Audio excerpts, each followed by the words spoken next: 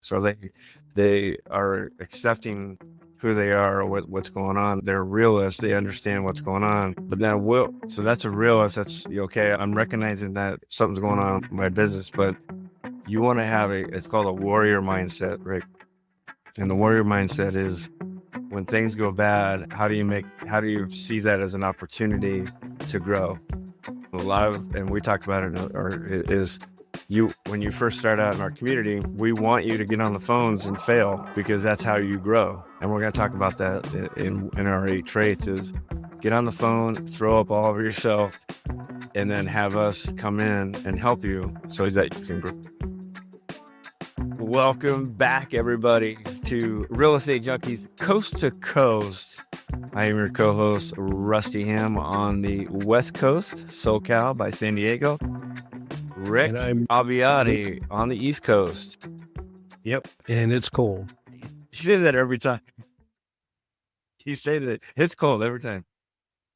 Yeah, it's nice out. Today is January 5th, and it's probably maybe high 60s out here. Me and my wife are going to go on a nice little hike later after this.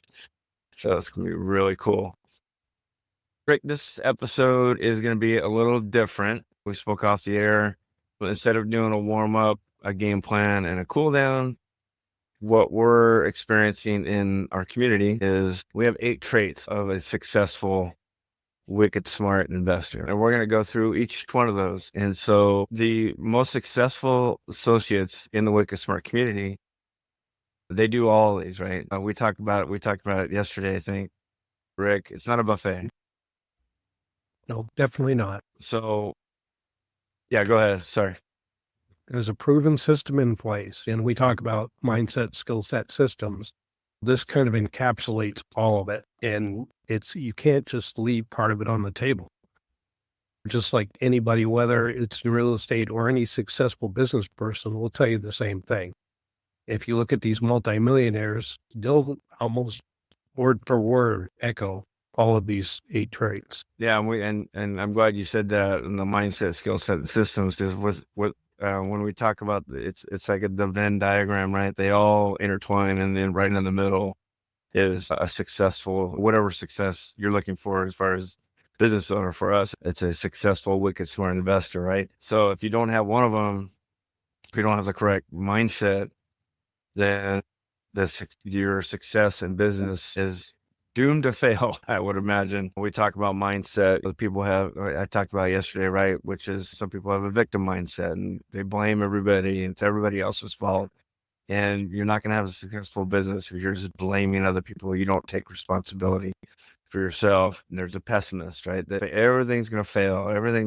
Nothing's going to work. And they don't, especially in our community, they want proof of concept. And you have the pessimists in our community and they think this is not working, so I'm going to give up. And then you have the optimist, which everything's going to work out. And if I just keep making $10 a day, eventually things are going to work out. Yes and no. If things aren't working out, you have to look within and find out what's going on, right? You can't just be optimistic all the time, right? And it's all about manifestation. I mean, if your belief is there and your mindset is right, everything manifests itself. And then you have the realist, right? A realist, if you think about it, people that are alcoholics, they go to AA, what's the first thing they say? Hi, I'm Russell Ham and I'm an alcoholic. So they are accepting who they are or what's going on. They're realists. They understand what's going on. But then so that's a realist. That's okay. I'm recognizing that something's going on in my business, but you want to have it's called a warrior mindset, Rick. And the warrior mindset is when things go bad, how do you see that as an opportunity to grow? And we talk about it, when you first start out in our community, we want you to get on the phones and fail because that's how you grow. And we're going to talk about that in our 8 traits is get on the phone, throw up all over yourself, and then have us come in and help you so that you can grow. Exactly. Yep. So let's get into the 8 traits. Rick, what is the first?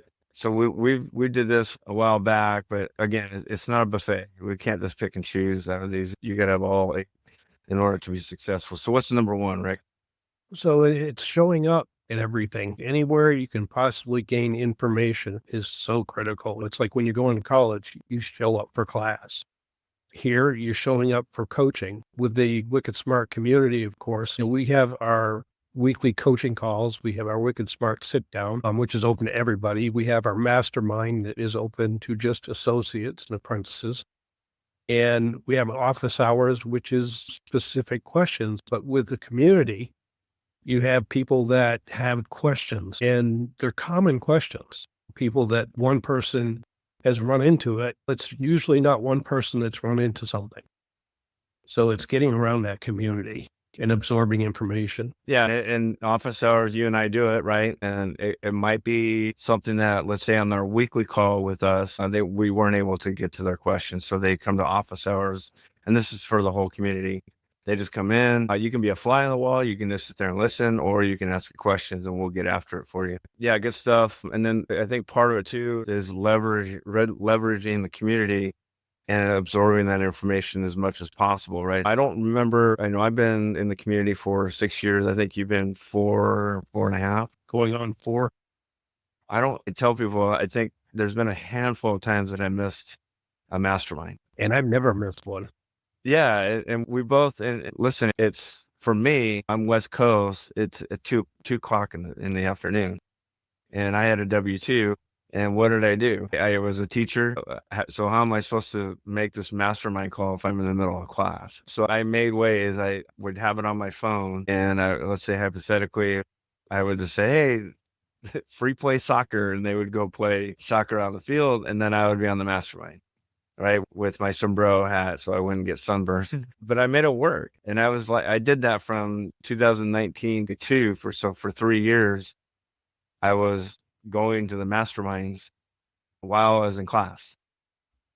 So I made it work. And we're going to talk about that. I think it's I think it's number 8, where we talk about sacrifices. But Rick, you had a full-time job. Right. And with me, and at one point I was managing 180 people roughly. And I would say, okay, I'm going to do this business at lunchtime. 9 times out of 10 at lunchtime was a working lunch. So I didn't get to do that, but I scheduled alternative times that I could use as a fallback. Yeah. And so again, it's just showing up, right? We're talking about showing up, right? You just show up. Maybe you get a nugget or two. Maybe, like you said, maybe there's a question that somebody else had that is like, that triggered something that you had. You're like, oh, I had that same question. I was just afraid to ask it, right? On the mastermind or on the weekly call. So that one nugget may be the nugget that's going to launch and catapult your business. You just never know. Yeah. I remember a couple of times, because we do REI Black Book and we do systems. And there was one where you were talking about REI Black Book on one of the masterminds. And I was like, oh, I didn't know I could do that. And so I started doing it, and now it made my business a lot better because of that one little tweak that you taught me just on a mastermind, right? All right, let's switch over to number 2. Rick, what's number 2? Coaching calls. Show up, be present. Sometimes we'll be on these coaching calls and we look and people have their cameras on, which we expect because that's part of being present. And it creates more energy, quite honestly. If you're on the call, it's different talking and you see a name on there and that's all, you don't see their face. So it's more one-to-one interaction. But when you look on there and, they're in the background making dinner, or things that are taking their mind away and not being directly focused on what's going on a coaching call. Yeah. And coaching is not free. To be transparent with everybody. And it's not just us. There's other coaching programs out there. You got to pay. And it baffles me that people pay money, a lot of money sometimes, and they show up to these weekly calls with, like you said, the camera is off, or they're on their cell phone walking around. The camera's bouncing up and down. And I'm like, how can you spend that much money and then not be present? Like, I would sit down in front of a computer. None of this laptop, my PC, and I have my notepad out, and I'm like, I want to take notes because I'm like, I spent this much money. I want to get the most out of it. And it just baffles me that people don't do. So come prepared, right? And so talk about coming prepared. What should they do? Exactly. And I know early on, that's what I was coached to do is throughout the week. If you're making calls or whatever, you'll have a challenge with somebody on the phone, or you're having some mindset problems and getting through things, feeling confident. Write that stuff down, bring it to the coaching calls. We're not professors where we're giving lectures.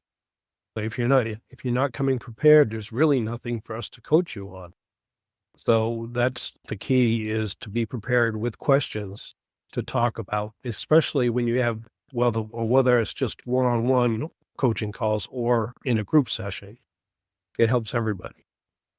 Yeah, I remember some of my coaching calls. Again, I was a teacher, and some of my coaching calls were during class. So what I did was I had asked the other PE teachers, "Hey, can you watch my class?" And so then I would go into this private room and open my laptop, and I there was no way I was going to have a coaching call where I'm sitting there on my phone, whether basketballs are flying behind my back and I'm sitting there on a coaching. You got to sit down and be prepared, come with questions, because you got to, again, buying homes on terms is not easy. You're calling complete strangers, trying to buy their home on terms. It's not easy. You got to have questions. I'm sure you have questions. And then, especially if you're starting out, you should be at least 3. Hey, what about this? What about this? What about this? All right, let's get on to 3. I just want to preface, not every state is a one-party state. There's 2-party states. You got to ask permission to get your calls recorded. But talk about number 3. So number 3 with us is call critiques. This is where much of the growth comes. When you record a call, and of course we don't record it for any other purpose, but to have it critiqued by us, Chris included.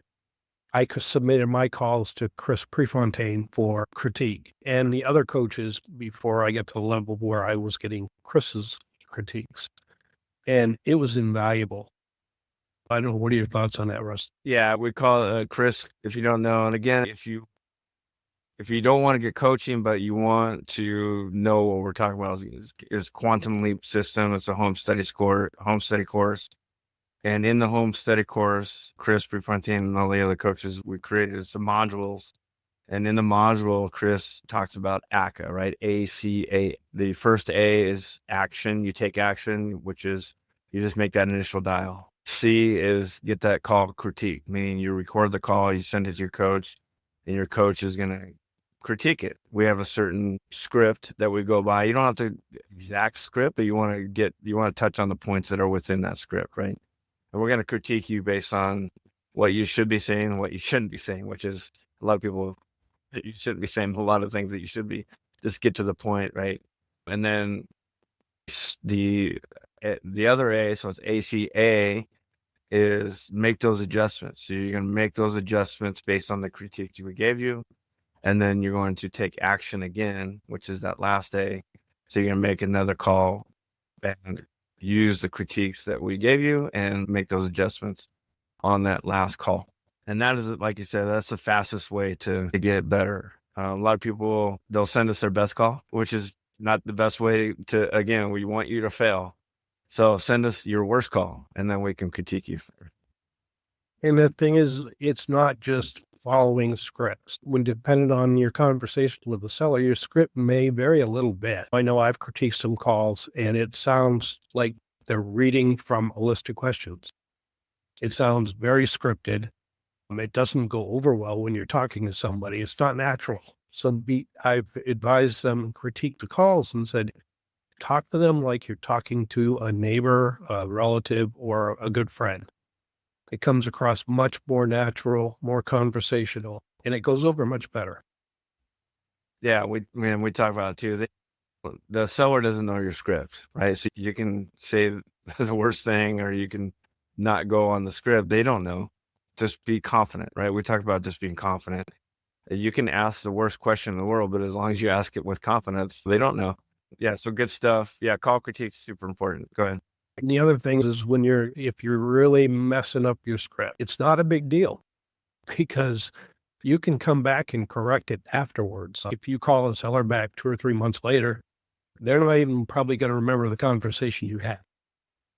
Yeah. So we always talk about that. Yeah, we always talk about they have amnesia, right? They're not going to remember who you were or the conversation you had. So yeah, good stuff. What's number 4?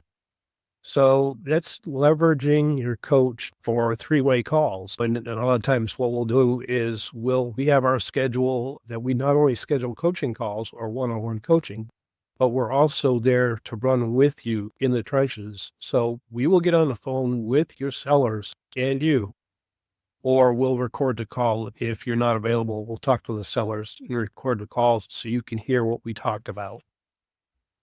Yeah. So again, we talked about our QoS system. You can do it on your own, right? There's a link in the show notes where you can click on and get QoS and try to do this on your own. And some people have, right? They've done it, but we want to make sure that you're doing the deals correctly. Like one of our core values is we complete all transactions with the highest integrity, right? So we want to make sure integrity wise that you are doing the right things on the seller side and you're doing things on the buyer side, right? If you try to do this on your own, you might make mistakes and it could cost you legally, it could cost you money, and that because we've run into associates that leave money on the table, meaning they don't do certain things and they leave money on the table. So leveraging your coach is super important, right? Getting them involved so that that the seller understands what they're getting into. And if you're new and you're trying to do this on your own, then there could be mistakes happen. So we want to make sure that things are done correctly and with integrity. So leveraging us, getting this on the phone while you're at the appointment, or getting a three-way call because maybe the seller has more questions and we can answer them in a timely manner and correctly. And so then once they feel comfortable, and then also leveraging your coach creates credibility, right? Because Exactly. often sellers are gonna be like, who are you? Where are you from? What company are you from? And you're like, hey, we do this all across the country. I have a coach that, or we call them partners or associates. I have a partner that helps me out, and it creates that credibility, right? Because we want to create that authority in your area, correct? The other thing it does, it shows there's a team behind you, which really helps with the seller. Yeah, super important. Let's transition to 5. Again, all these, again, we always say, this one's important. This one's important. They're all there. That's why I said that it's not a buffet. Like they're all important. So number 5 is super important as well. Number 5, and it doesn't just apply to us, it applies to any business, especially the most successful entrepreneurs have coaching, no matter what level you're at. But with us, nightly accountability, for example, with the coaches, any of the coaches, you do nightly accountability with them. So you leave your activity. We do it with a voice text. And then the next morning or whenever following that, we'll go ahead and reply. And you let them know your activity for the day, any challenges that you're having, and anything that's going on to what you're planning on doing the next day. And it allows you to ask those questions in the one-on-one interaction. Granted, it's through voice text, but you do. And a lot of times what'll happen, for instance, you and I both still do nightly accountability with Chris. And a lot of times Chris will say, let's jump on a live call today and discuss this in more detail, like a specific deal. And the other thing it does, it allows us to pick up on your mental state. Because we can tell, and I know you've seen this, Russ, we can tell if somebody's down and just doesn't seem as motivated or they've had a rough day, and we can help you with that. Yeah, we hear it in your voice, right? And we talk about language too. But sometimes when I get an associate, they do that accountability, and they say, "Oh, I only made," and you can just tell in their voice, right? The inflection in their voice goes down. Oh, I only made 5 calls today, and I only talked to one person. Change your mindset around and say, hey, listen, I made 5. I didn't have time today, but I made 5 and I talked to one, right? Did you hear the inflection in my voice just now? When I Yeah. said only, my voice was a little bit lower and I was sad about it. But when I said, hey, I made 5, I was able to make 5, my voice went up a little bit. So we hear that and we will call you on it. We talk about effort for effort on these, right? If the associates are leaving that accountability and they're getting us involved, we're going to pour gas on you. And it's super important that you do that. Also, you don't want to not do something and then call your coach and say, "Hey, I didn't do anything today," and your coach goes, "Why not?" Yep. You It know, wasn't so like, it's mentally you're like, I got to do something today because I got to bring my coach something. yeah. I look back, I got the spanking from Chris. And I tell this story all the time. When I left my W-2 and I was full time doing real estate, I said, Chris, I made 28 calls today. And I went on through, and then Chris, of course, he's up at 4:30, 5 o'clock in the morning, out of breath on his exercise bike. And the first thing he said is, Rick, huge red flag here. You're full time. Why did you only do 28 calls? I only did that once, but that's part of Yeah. my ability. He was blunt to the point, but it's what I needed to hear. Yeah. And then also too, Chris will send us, because he gets nightly accountability with other associates. And then he'll send us, the coaches, somebody else's recording to him, and then we'll get involved, right? I remember Jessica Johnson, who we've had on there before, and her episode came out last week. He sent us a recording of her nightly accountability, and you can tell in her inflection, and she was frustrated, and she was, almost giving up. And so Chris put that into the coaches channel, and you reached out. I know other coaches reached out to her to say, and I think you reached out to her to get her back onto her why. Again, we talk about her why and how important your why is. So that's that. It's not just one coach, right? We all get involved if we feel like, number one, effort for effort. If this is a person who is very active in the community, she comes to every call. We talk about number one. She's number one, right? She just comes to every call. She comes with questions, all that kind of stuff. So we're pouring gas on her. And you reached out to her and got her back on track. And then now she's dominating the community with, I think she did 3 or 4 deals after that. All right, let's get on to number 6. What's number 6? Well, number 6 is similar to number 5, but we use Slack for communication. And the thing is, it's again, daily or nightly accountability as far as your KPIs or key performance indicators, your metrics. It's so important. It's just like any other habit. If you don't do your nightly accountability, then what says it's no different than if you're not going to do that, you're probably not going to make dials either. It's one of the habits that you get into doing. And the other thing is when you're doing it to the level of coaching that community, that smaller community. And you're less likely to say, I only did 1 dial today. Yeah. It's just, you need that little bit of a push, and that gives it to you. Yeah, and it's that effort for effort, right? If we see you in Slack posting daily your numbers, and we talk about it too, people get embarrassed when they don't make any dials, right? And we say, hey, if you don't make any dials, post it. That's the part of the accountability. It's, hey, I didn't make any dials, but I had a win. My win was I was able to hang out with my daughter. We went to dinner. Whatever that win was, it doesn't have to be business related. It can be personal. So we always ask about your wins, your daily wins. So 0, win. I was able to go to my son's cross country meet, hypothetically, right? The reason why you didn't make any dials is because you were gone all day at your son's cross country meet, whatever that is, right? Oh, but we always know the ones that aren't dialing because they don't post because they're embarrassed. And we don't care. We don't care if you don't make any dials, just as long as you are posting daily, which means that you're holding yourself accountable. Other people are seeing what you're doing on a daily basis, and that you're mentally involved in your business, right? Even if you didn't make a dial that day, doesn't mean you're not doing great in your business. I had non-dial days, but I still posted it because there was a reason why.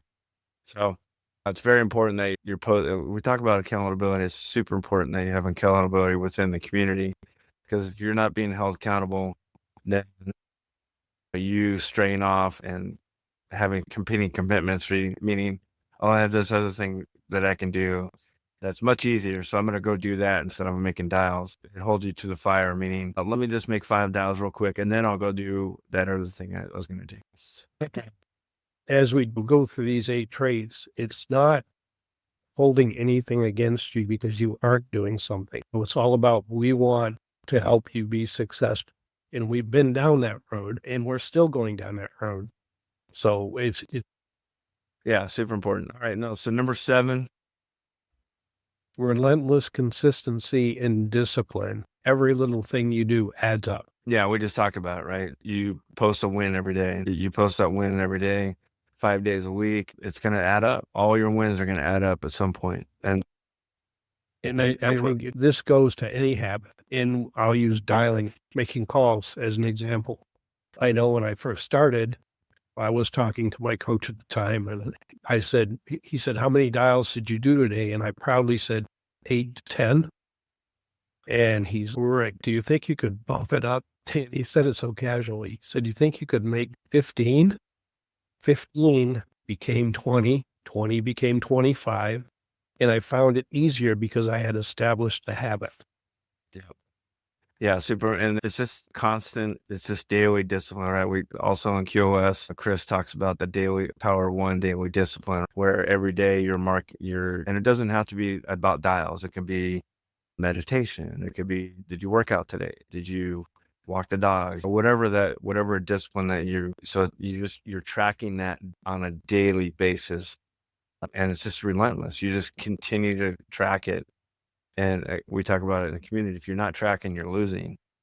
So it's just that constant discipline every single day of whatever habit you think is going to push you forward, is going to move your business forward, again, personally or business-wise. It can be reading, a reading habit, journaling. Yep. It can be a lot of different things. So we had Peter Taunton on the other day, and he talked about doing a to-do list and going over that every morning.